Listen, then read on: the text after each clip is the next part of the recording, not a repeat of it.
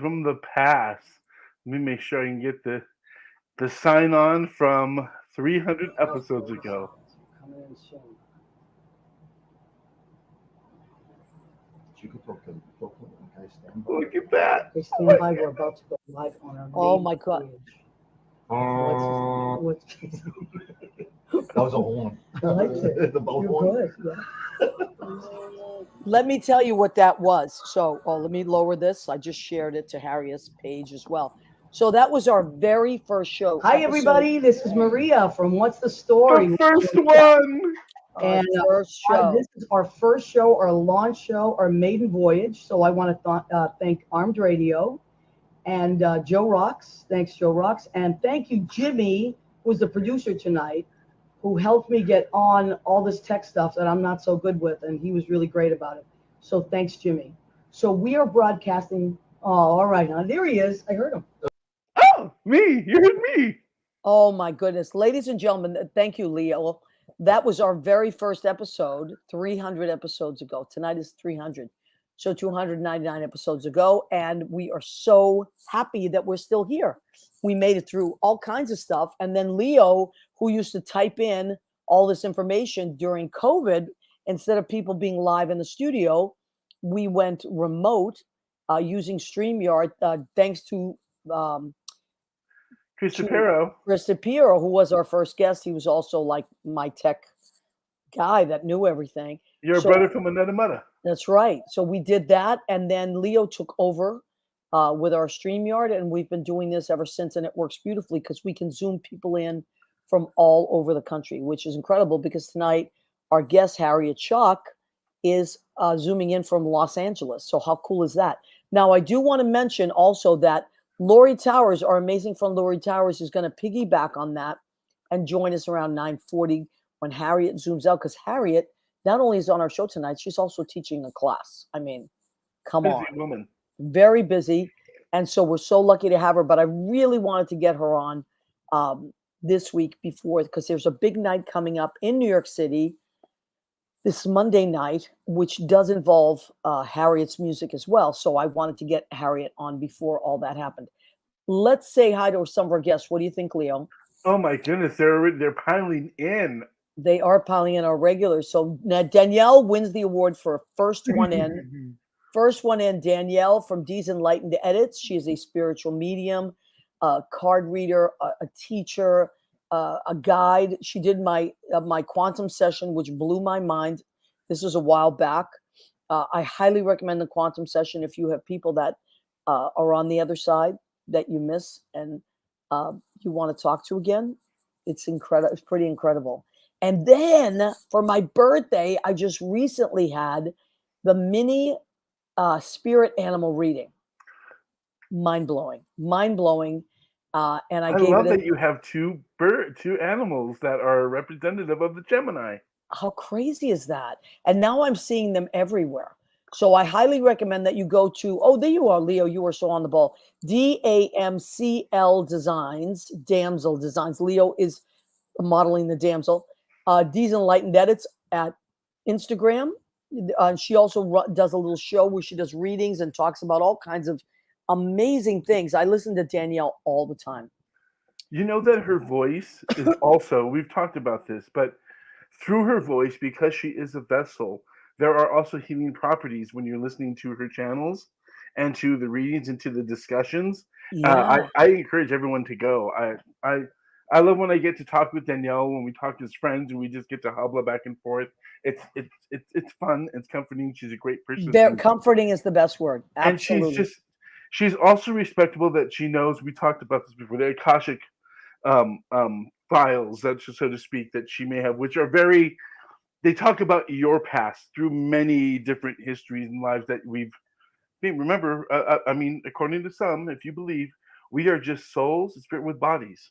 Yeah, So, our bodies are just containers for our souls. Mm-hmm, I've believed that for a long, long time. And Danielle's your girl, so go and check it out.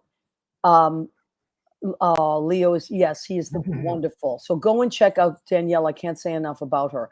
All right, so we have Jared Mijares, who is our friend Jared Felipe, who's an amazing singer. He also has a YouTube channel called Life in Plastic, which is Oh, amazing. he must be so happy with the movie that's out or coming out right now. The Barbie movie. Mm-hmm. Yeah. And then Rena Corneli-Berge, my cousin from Massachusetts. What a girl. And as Leo calls her, Weather Girl. Hello and happy Tuesday. Hello. Edward Oslender. We love Harriet Schock. Well, then we love you, Edward. Sean Patrick Murtong, who we love, who is doing a show. Sean, please type in when your show is. It's called Beautiful Girls. And it promises to be delightful, as all his stuff is. And he's moving back. So it's going to be his last New York show.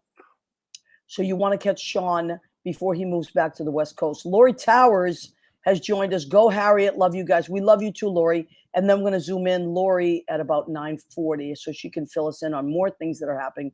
Thank you, Jared. Let me see what else we have. Victor Flores, my great friend and also the executive chef to Joe Allen, to Orso, and to Bar Centrale. We are going to get him on ASAP. He's super busy. Harry Brownstone, the Harry Brownstone has joined us. Harry Brownstone Harvey. has Harvey. Thank you so much. I'm looking and my eyes are all fuzzy. Harvey Brownstone is going to be at the Stonewall Inn this Monday coming up, June 5th.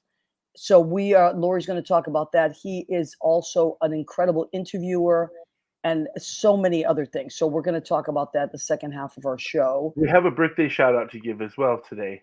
Go ahead. For Jeffrey. Oh my God. Is it Lucas's birthday? Lucas Ferdlin, our friend from the Oakland Ballet. He has moved back to the city because the season is over. He's also Mr. May in our Nothing But the Apron, What's the Story with MARiA calendar. He is our Mr. May. How about that extension? I got 2 more days of my Lucas, and then it's on to Party Girl. Party Girl, Lavinia Draper is our June girl. That's right. All right, so let me just look at this for a second because we have it running on 2 pages. Kristen Pure has joined us. Andy Prasky has joined us. Hi, Andy Prasky. And a bunch of other people. So, okay. Kristen Puro, he returned homecoming from his first episode. Wasn't that beautiful? I'm telling you, he's in my back pocket. And my brother from another mother, Krista Puro, amazing guy. He's one of the sweetest boys, men that you know. Yes, I totally love. love. And I know a lot videographer. of yes, and a filmmaker, and so many different things. Talented. Okay, so we don't want to go on too long because we want to bring in our first guest. She has been at this game of business, of creating and putting amazing things out into the world for decade after decade after decade. She writes with courage and grace and honesty, and lucky for us, she wrote this book. She has a movie coming out, a documentary about her life. It's called Hollywood Town. So that should be coming out soon, and we're going to talk about that. She also has songs that she wrote a long time ago that are being resurrected in this in a slightly different way by Gary Lynn Floyd, who is made an entire album of her songs. And you have heard her songs over and over and over again. And now you know who the writer behind all those great songs is. Ladies and gentlemen, and Leo, can we bring on Harriet Schock? Thank you.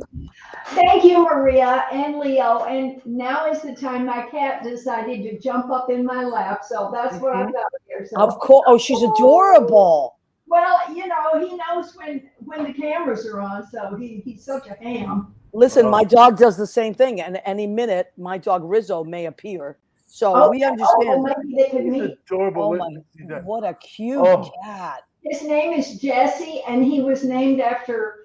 There were 3 of them found under a house, and they named them after the characters in Breaking Bad. So Tyler and I got Jesse. Oh, I love that. I love that. That's fantastic. Leo has 2 cats as well. So, and I have a dog. We love animals. This is an animal-friendly show. Well, you live in Palm Springs. It's awful hard when you have a dog because their little feet on the pavement. It's just hard to walk them. Yeah. Now, actually, I live in the mountains right above it, so I have to worry about coyotes as well for my little baby. Oh, They stay inside. so does he. Yeah. Hmm. So, Harriet, when we talked on the phone the other day, I heard your accent and I said she was not born in LA. This young lady is from somewhere else, hails from somewhere else first. True. I'm from Dallas. And, Wonderful. the first time I performed for the industry, they put me at the Troubadour opening for Waylon Jennings because they heard me talk, but they obviously didn't hear my music. That's fantastic, It Tony. was a lot of fun. So how old were you then? Oh, probably, 20. But it was, Okay. yeah. How amazing is that? So you started out in Dallas, so that part of the country, and I'm assuming that you probably mostly listened to country, or did you listen to No, a I lot of? never listened to country. When my best friend, who owned a ranch, Wow. had country on the radio, I would roll up my window for fear the next car over would think I was listening to it. I don't feel that way anymore. I think really the best writers in the country probably live in Nashville, but uh, I grew up on, Ray Charles. That's as close to country as I ever Oh, got. I love that. That's Yeah. fantastic. But you do on Spotify have an album that is a Nashville album, right? Well, okay, I signed a deal with a company that puts songs in films. Oh, And okay. so they made a country album called Straight Out of Nashville of my songs. Oh, And that's wow. what you heard. But those were mostly the country demos of the songs. They weren't my records. Okay, so let's talk about this. What Leo is scrolling now. And Oh, yeah. Yeah. So go ahead, Leo. Scroll it back down so we can see Helen Reddy. There she is. She's going the other way. Okay, great. Okay, That's so the album cover, No Way to Treat a Lady album cover. and who wrote that song? Well, Right. I wrote Ain't No Way to Treat a Lady, and Right. they named the album after it, but it wasn't the first single. The first single was something else. And then the radio station started playing Ain't No Way to Treat a Lady. And her husband manager at the time, Jeff Wall, called me in Dallas and said, "It looks like you have a hit. They're going on the album cut of your song, That is So, fantastic. But you also had you had the song out first, right? well, yeah, it was on my Hollywood Town album. And she heard it on the radio. But she admitted that's how she heard it. She heard it on the radio. And then she also recorded my song Mama, but on a later album. Wow. That's fun. Did you ever get to meet her, or was it mostly? Oh, yes. She had me on the Midnight Special when she guest hosted it. And she was very kind to me. Oh, how wonderful. That's a Yeah. great story.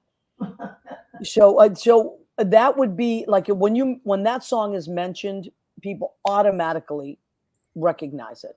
They're like, wait a minute. You remember where you were.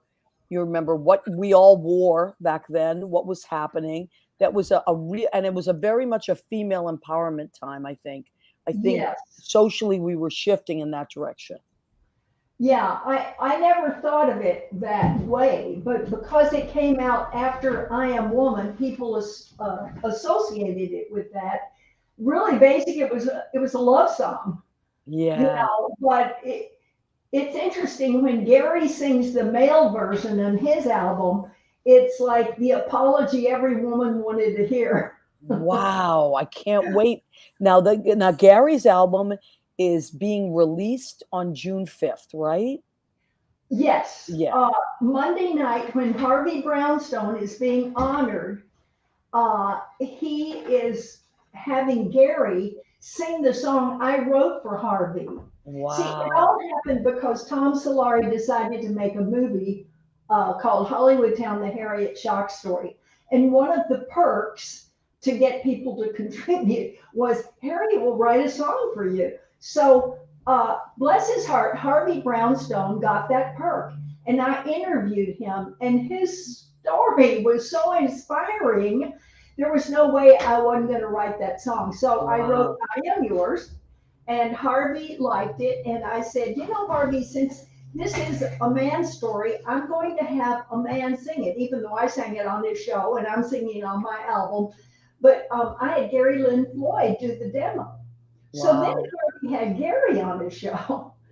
And live, he said to him, you should do an album of her songs. And it's a good thing Gary liked the idea, because I would have really been embarrassed if he had said, oh, I don't want to do that.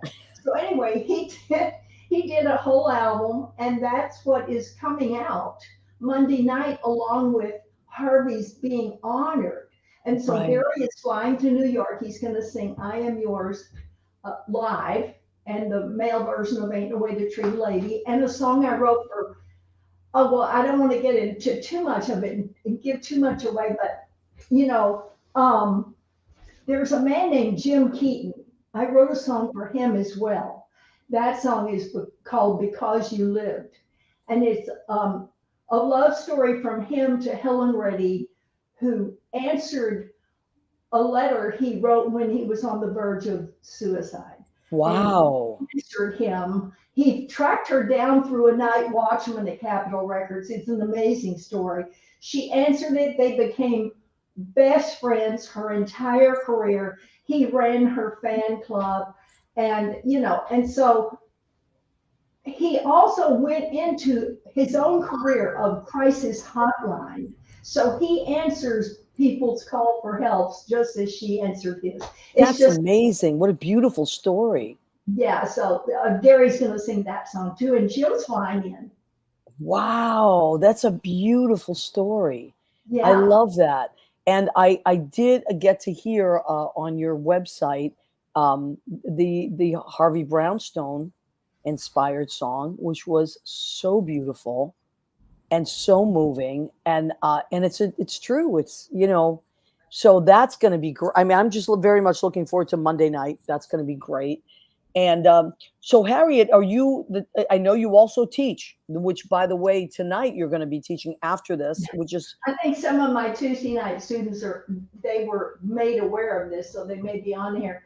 But yeah, I teach songwriting, and I have since 1986. Wow. And now you're doing it via Zoom, right? Which is so great. So people all over the country and the world can take your class.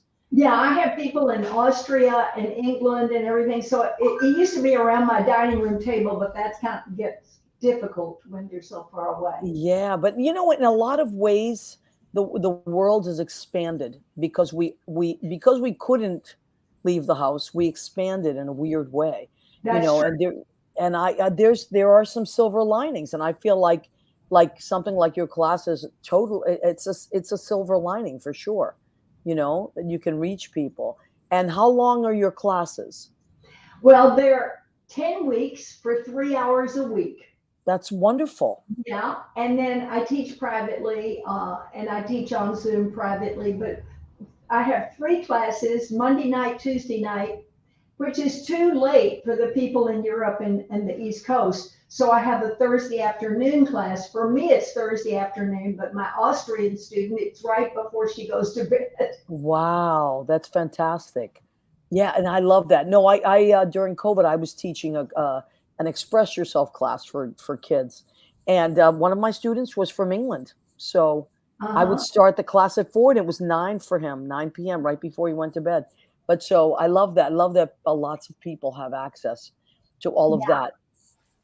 So now, so many questions I want to ask you, but are you someone that just always continued to write? Did you ever take a break and do something else, or?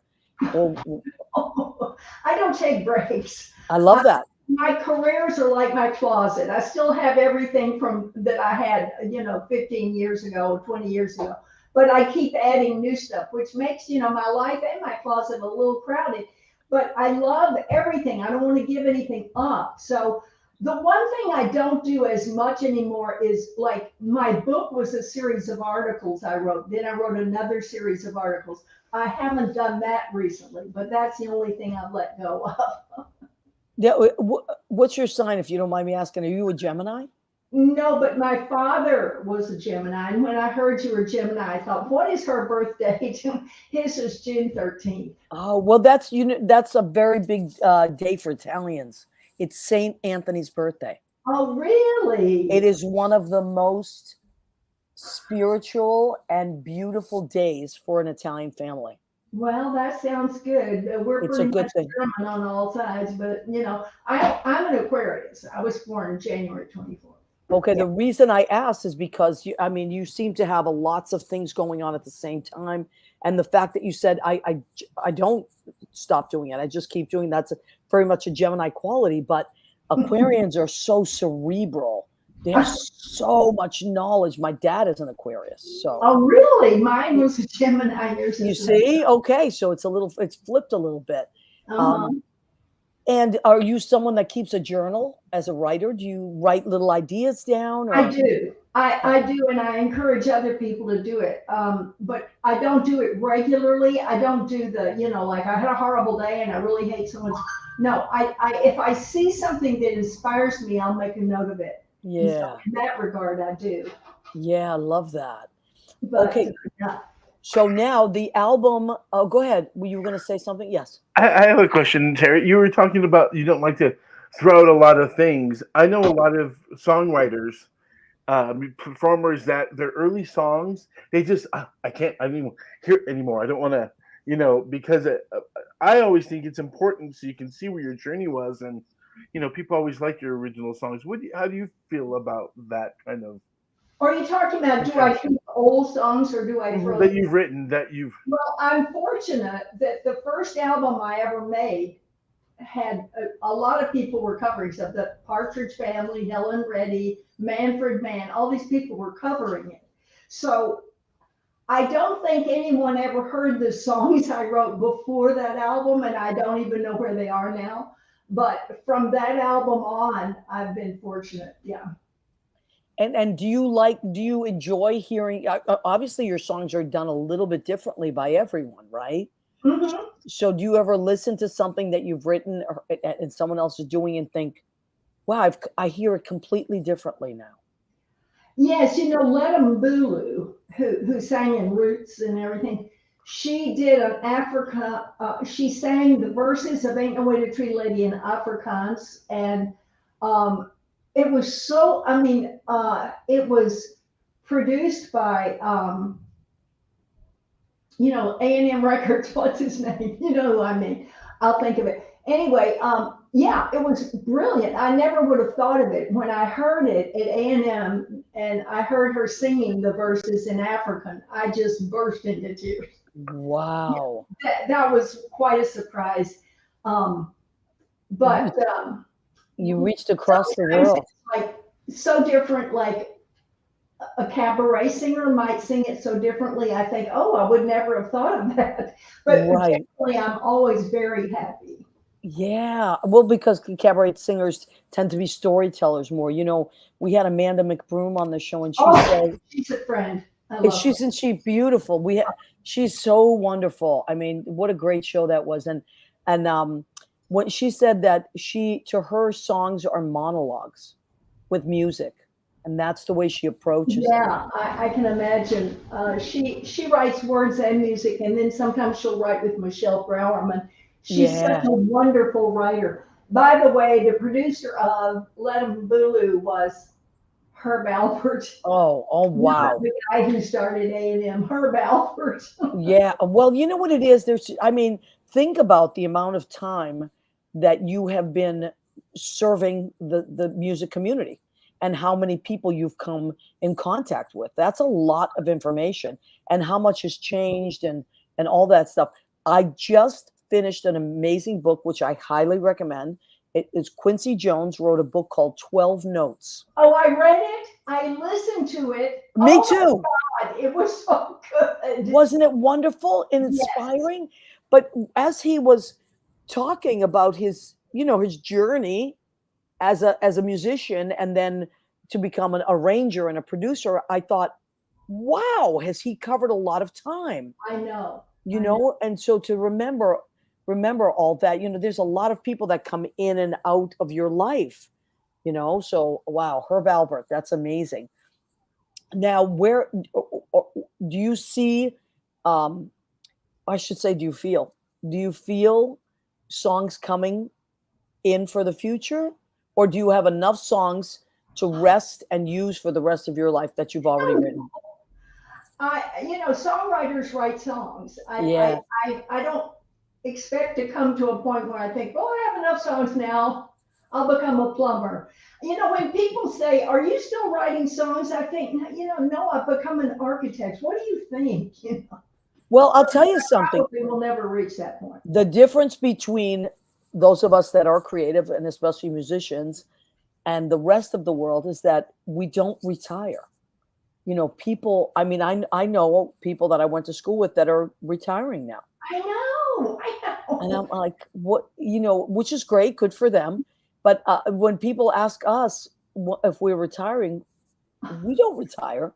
Well, let me tell you, MARiA, if I were an insurance salesman, I would so be retiring right now. Right, exactly. But I can understand if you've worked a day job your whole life that you might want to.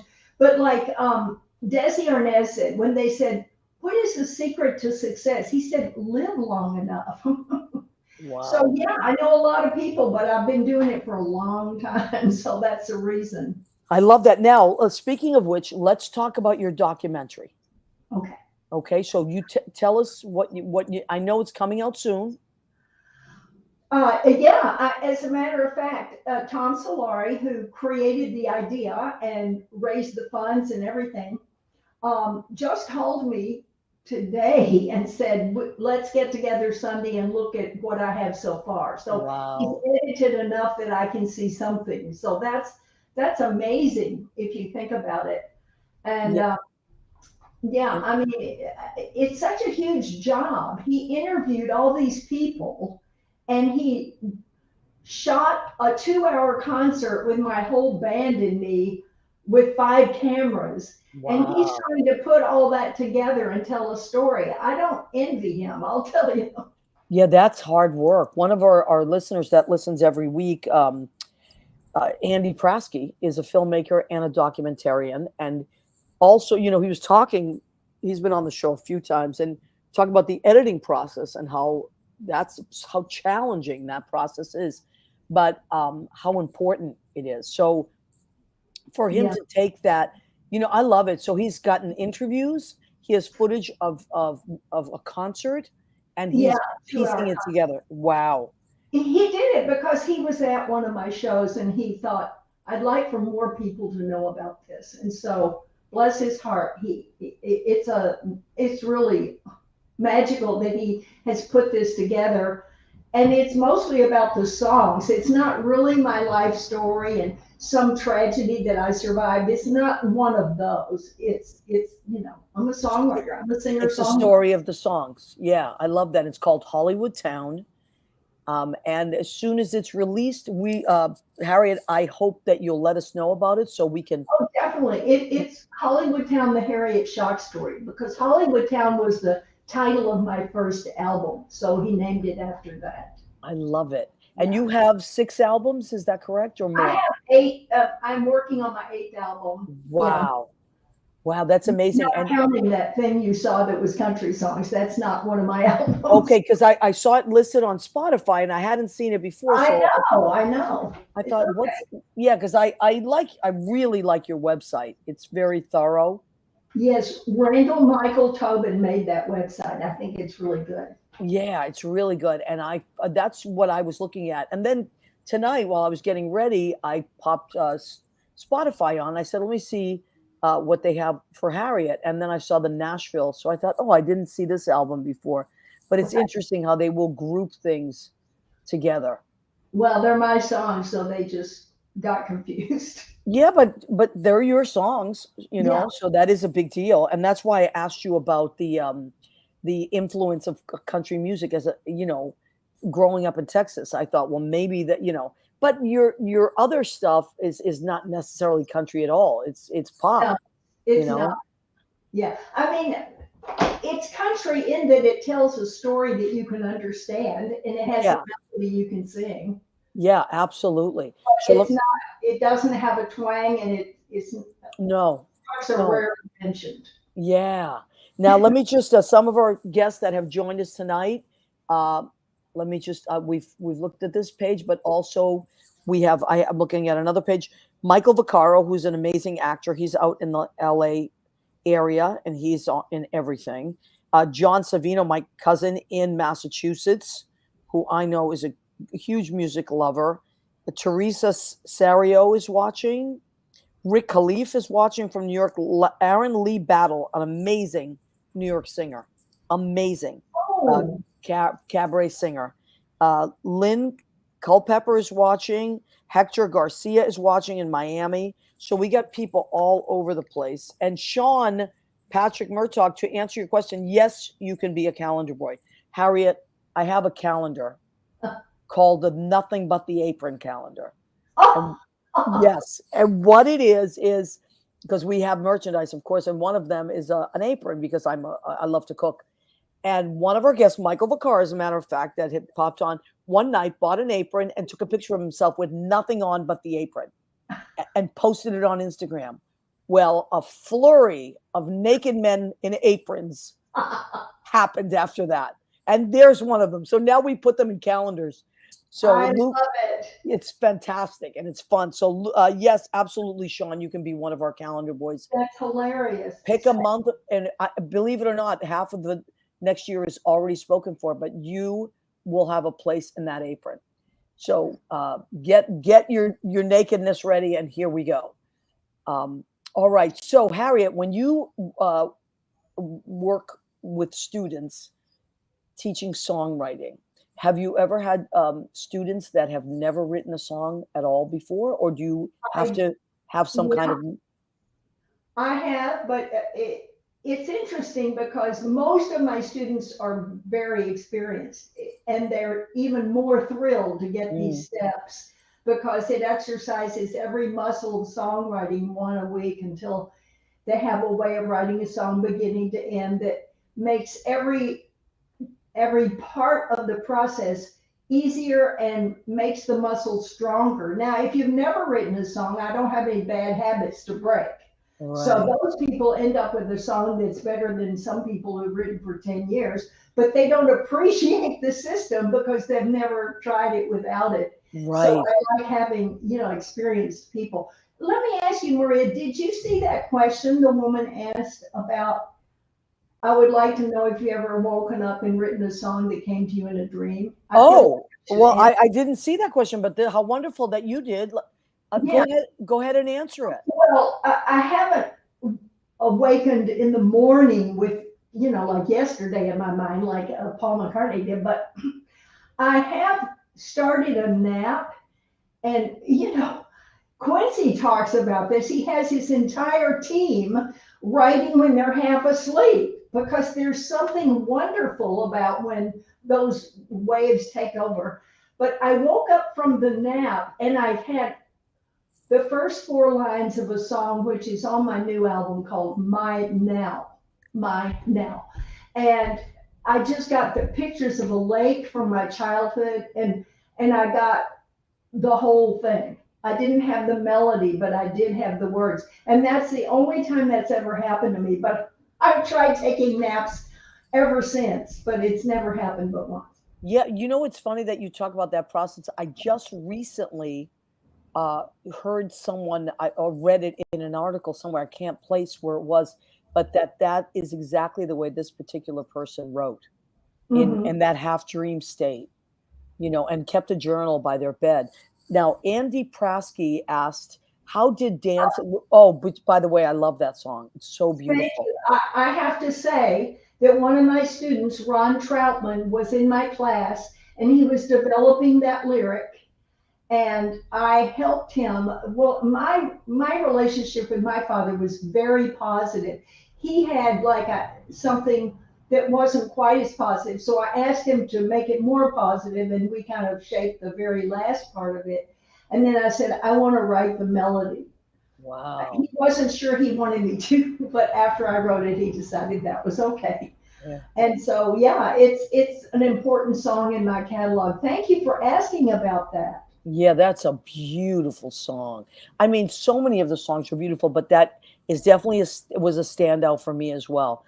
And Danielle says, I love that. Yes, I found that brainwaves around that time make people much more conducive to channeling and creating. Thank you so much for answering. Yeah. Oh, yeah, I mean, everybody has their process, you know, like some people that like Broadway show writers, sometimes they will rent a cabin in the woods and go away by themselves and won't let themselves out until they have written it.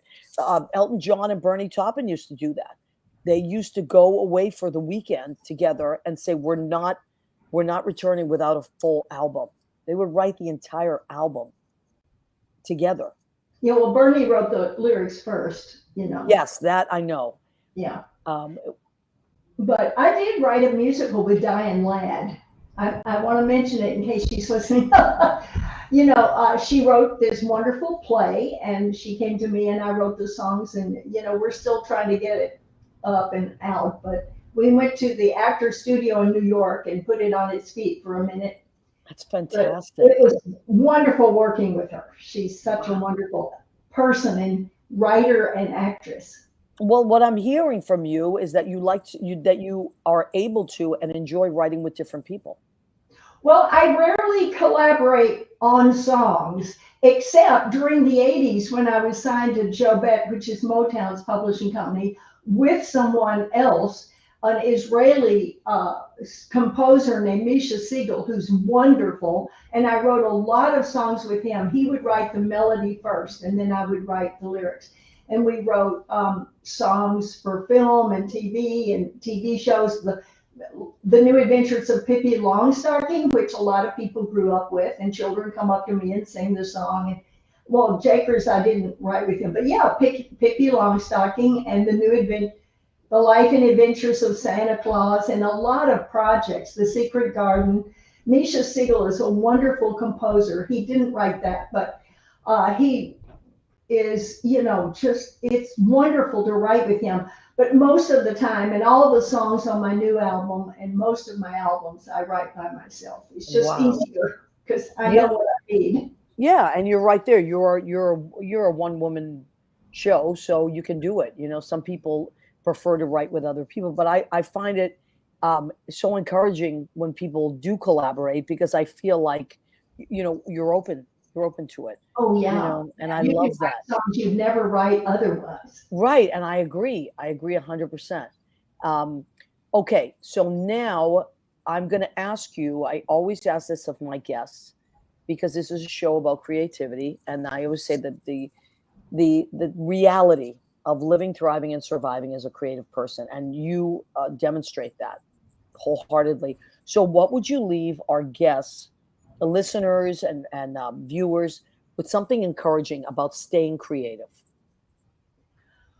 Well, first of all, I have a band I absolutely love. It's cello, violin, flute, bass, and I play piano. And when we arrange the things, it's such a creative collaboration. But what I feel about creativity is, if you can help someone do something that makes them feel more creative, then that's a creative act in and of itself. Some people have creative lives. Their lives are creative. You know, they cook. You're a cook. I love to cook too. Mm-hmm. And, you know, they decorate, whatever it is. Creativity just comes out of you. And if you can affect someone's life for the better, that is a creative act. So I feel that way about my band. I feel that way about my friends, my family, and certainly my students. I love the fact that it makes them happy to write songs. I get people who are like, have left a job and finally have all this time, and the first song they write, they look 10 years younger. You know? Yes. They should never have stopped it, but you can't stop people, you know, when they have families to support and stuff like that. But anyway, I guess my feeling is, if you want to be creative, be open to communicate, because creativity is a communication. I love and that. So be willing to communicate your very deepest thoughts, and then have the craft to do it. Beautiful. Well, thank you, Harriet. It's been so nice spending time with you. And I really mean this. I hope that you will come back I and will. visit and tell us more about what's happening, because there's always something happening in your world. And we really appreciate that you took the time to join us tonight. And we're going to let you go and teach your class. I don't want you to be late, and I've already kept you longer than I should have, but I didn't want to stop talking. So No, I enjoyed it so very much, and have a wonderful time Monday. I so wish I could be there. But yeah, we'll take lots of pictures and all that stuff, and we'll send a report your way. All right, that sounds great. Ladies and gentlemen, one more time, put your hands together for Harriet Schuck, amazing songwriter, sweetheart of a human being, and incredible teacher, and many, many, many other things. Creative being out in the world. Thank you, Harriet, for everything that you do and all your contributions. We appreciate you so much. Yay. Bye, MARiA. Bye, sweetheart. And bye to your little kitten. On my lap the whole time.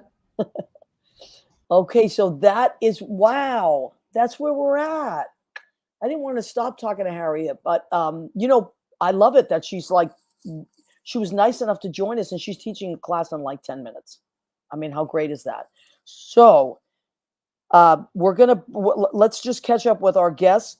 Chris Colacho has joined us. Michael Bowe has joined us. Okay, everyone else I mentioned before is still there, and Lori Towers is going to join us. Why don't we just bring her on? Lori Towers is not just an incredible bass player. Leo, I'm going to have you describe Lori, because Lori is not in the green room yet. Because you were oh, then we can do our food section. Yo, okay. Okay, did you? And I think she has the. Just want to make sure she has the link. Yep, she was in the room. Okay, good. So she knows all about it. All right, so let's do the food section of our show now. As the lovely Harriet Schuck was saying, I cook. Thank you, Harriet, for introducing that part of me. I do cook. I like to stay creative. I love to cook. And every week I cook, because if I'm going to ask other people to be creative, come and bare their creative souls, I must challenge myself weekly. So what did I make? Hold on a second. Now I am eating pasta this week. I know, Leo. So what did I make here? Hold on. We can't do this alone. We need to have everybody in for this part. My God. There they are. If I left them out of the food section, I would get in trouble tomorrow I know. night. All right, we'll do this really quickly because we have so much to cover. Do it quickly. Our food section of the show, I made farfalle and penne because I had a half a box of each. God forbid I waste anything. And then I have, of course, garlic. I have rosemary oil. I have oil infused with rosemary, cumin, peas, chicken, and mushrooms, and a little bit of butter. So that's what I'm having tonight. And then for Memorial Day, I made a red, white, and blue salad. What do I have for red? Yes, thank you. I have red leaf lettuce. For blue, I have the blue cheese. Yep. And here's your cue. I have hothouse cucumbers because it is summertime. And then I also put hot honey, Mike's hot honey, drizzled on there for a little kick. No. And yes. And I have a blueberry balsamic vinaigrette. I'm going to put on that with just a plain extra virgin olive oil. Okay, that's what I'm talking about. I'm not worthy. Doesn't she do the same thing with drinks? I'm not worthy. I'm just not worthy. After Harriet and this, I just want to I know. And then for our dessert, Bill Goffey, our friend, made me a biscotti, which I love. And my favorite, he makes many different varieties. And also, folks, he'll make them and mail them to you if you want to buy some. And this is raisins and caraway seeds. Bill's Biscotti should be. I know you've been saying that forever, and I think it's a great idea. Let's waste no more time. Look at that. This is Mr. and Mrs. November. John and Lori. Look, I love the art direction on this. This is November. I love it. So Lori, I was talking. Oh, there's John's there too. Hi, John. Yeah. He's holding the sign. Wait a second. Okay. Oh, I love that. See it? So that's Harvey Brownstone. That's beautiful. That's handsome Harvey. Wait a second. Bring it back, baby. Bring it back. Handsome Harvey. This is gorgeous Gary. Oh my Right God. here. Right here. I can see what I'm doing. Yeah. Wow. And they are That's the sun that's going up. They are holding up the Stonewall Inn with their gorgeousness there. There you go. Oh, I love that. Oh, I'm so looking forward to this. So let's talk about this Monday night. We got big happenings at the Stonewall. Oh my God. You know, I don't want to give too much away because there's so many things sprouting up at the last minute.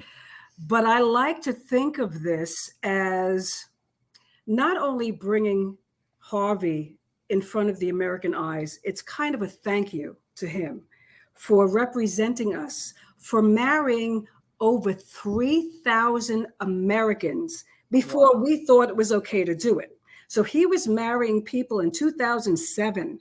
Wow. And we decided it was okay in 2011. So again, friends with benefits. And this is just a little thank you to him for being a wonderful human being and being in our pocket and doing wonderful things for humanity. Oh, I love this. And there's no place like Pride Month at the Stonewall. There's no place like we celebrate. That's right, Leo, show it. Yeah. This is how we do it. And I don't want to sound like a New York snob, but nobody does it like we do. Nobody. Yeah. And he should be here for that and celebrating Leo. That. What's the matter, baby? What happened? I sat on that corner at the duplex on 7th and Christopher Street for the 50th anniversary and for World Pride. And I tell you, MARiA can tell you, I was emotional that day. It wasn't just the alcohol. It was about seeing families. Yes. And people finally being freed, and they came to the Mecca where Stonewall is, where we fought and we threw that brick. And we, you know, and it was amazing. Yeah, nobody does it. Girl, I've been to the LA Pride. I've been to the San Francisco Pride. Ain't nobody do it like New York City. Yeah. You know what? Go ahead. We love all Pride across the country. We do. I partied at all of them. Yeah, and especially now, for some reason, it's getting more and more difficult to just be who we are, which is very sad. And yet, I hope that it will awaken the activists in all of us again. I think it does. Yeah, I think it does. I think it will. And that's why when people say, you know what, you could live so much better any other part of the country for what you bought your apartment for. You know what? I don't want to live large. I want to live effectively. That's what I want. I love that. This is the way we do it. We do it here. Yes, absolutely. So let's talk about Monday. Monday is what is it? It's what time is the event? Okay. We start at 5 o'clock, but things are going to get rolling, and we kept enough time for things to go wrong and things to go right, and people to join the party because it's going to be one big party. We have David Rothenberg, who is going to be speaking, and a lot of people don't realize that he was Elizabeth Taylor's publicist. Wow. But later on in his life, he was. But there's so many wonderful things that are going to be coming on that night that I don't want to give my speech away because I have my intro for Harvey. Yeah, of course. But there's just going to be, and you who created just let me think of the 4 drinks: the Harvey, right? Love Wins. Right. Wait a second, don't tell me, MARiA. I won't. I love this. The Brownstone. Yep.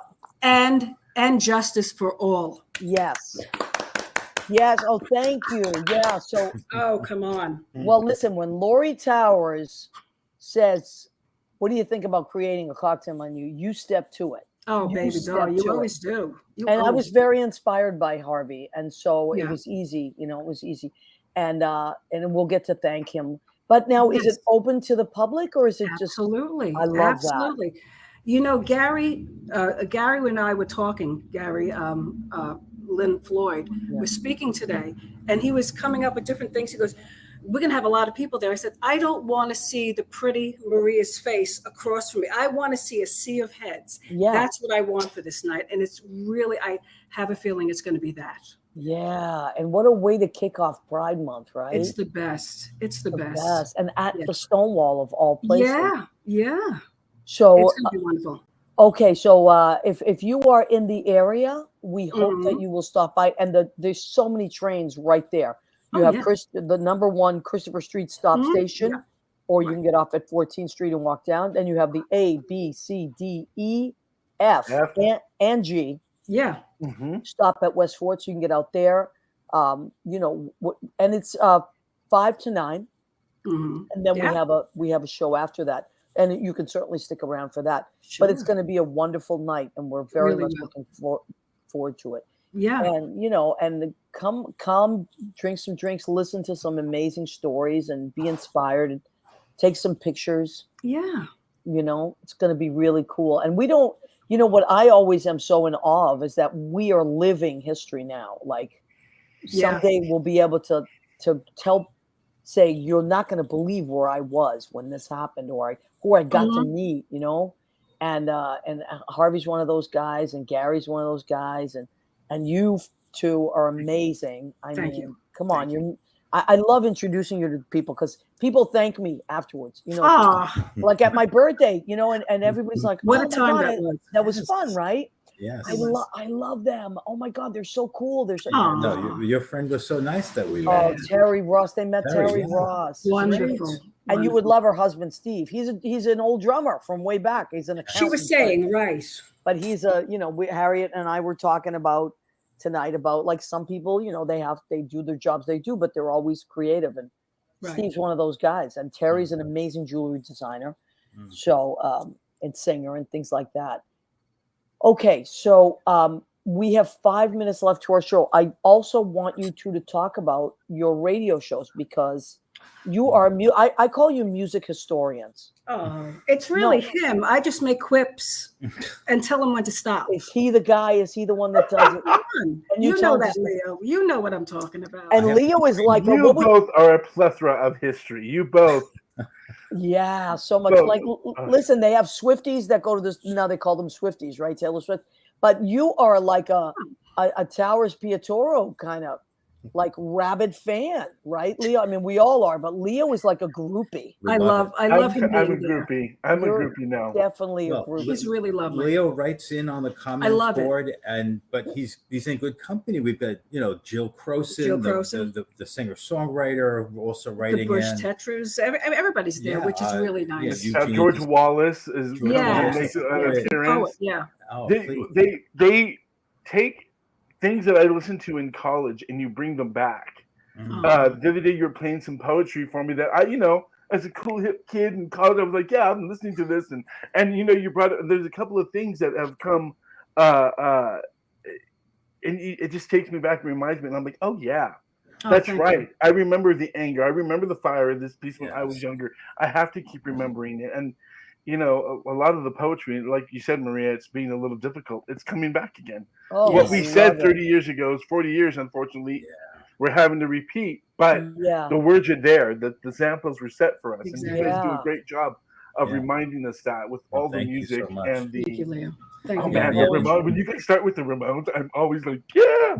Well, tomorrow night is actually eccentric behavior. And actually, I platform all women. And I have Harriet, she sent me a track that's going to be the opening intro tomorrow night. Cool. So that's going to be a surprise. Yes. Yeah. So it's ladies drink free tomorrow night. So I love it. That's so cool. And you know what?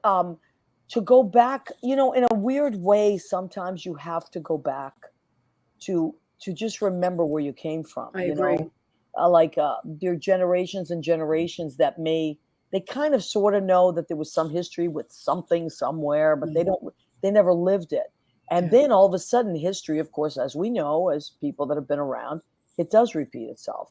And if we can't ever rest on your laurels historically or human rights wise, right? So now we're slid back a little bit, not we, but there's a movement to pull us back. And I think that, this new generation, which I was the first to say, I've changed my mind. They are wide awake. And they're tolerant and accepting. And that's but exactly they're also, what we need. they're fighters. Yes. They're fighters. And I do feel like the kids nowadays, I remember, I think a couple of generations ago, we're going like, we have to really think about that. And we have to get in on it. And nowadays it's like, well, why are you questioning that? Well, what's the problem with them loving each other? I don't understand. And now they're understanding the fight because they assumed love is love. Really, it comes from the kids, and and they're now saying, "Wait a minute, you can't do that. That's not fair. What all you're talking about is not fair." Right. As much as we don't want to be called boomers over and over again. But yeah, I like it. I guess I you're love right. it. For me, go ahead, call me a boomer. Yeah, I agree with you. I But love our generation. And you two really highlight so much of the music of that time and how important it was. thank you. And, you know, and the poetry, John, and all that. Like, I don't care. You call me a boomer all you want. We were the cool kids, and we still are. there you go. You know, I think so. I think so too. And you know, now the kids are jumping on that. I do want to give a shout out to more people who have joined us. Ed Kuchu from Blade Salon in Rocky Hill, Connecticut. Yeah, Boomers Rocky, says Eddie. And Suzanne Mason has joined us. Leah Sutton has joined us. Lovely Leah Sutton, who you would love. Leah was a manager in New York City in the late 70s, early 80s, 90s. Oh wow! And amazing. She was Mario Cantone's manager. Oh, Yeah, and so I knew Leah really well, and just an amazing person. She's in Miami now, but just a great person. So John Savino's joined us. Andy Presky says Rosebud seems to get more poignant as I get older. It's a lesson in lyric imaginary. Yet so many things, if you revisit them, are kind of like so cool again, right? Yes. You know, so I love that. That's the thing about the great songwriters, including yourself, Maria, that you've had on. Your lyrics are timeless. The right songs don't matter when they were written. If they strike the nerve and they hit us, you know. I've got privilege of singing one of yours that just struck me when we talked about it, and you know, it's essences of those that are put into the song that carry on. Yeah, but you know what? As I was asking Harriet, you know, do you ever hear one of your songs done and then you hear it differently? Because like when Leo did one of my songs in a show, and I did hear it differently because the message, what he was singing about was very different than what I originally wrote it for.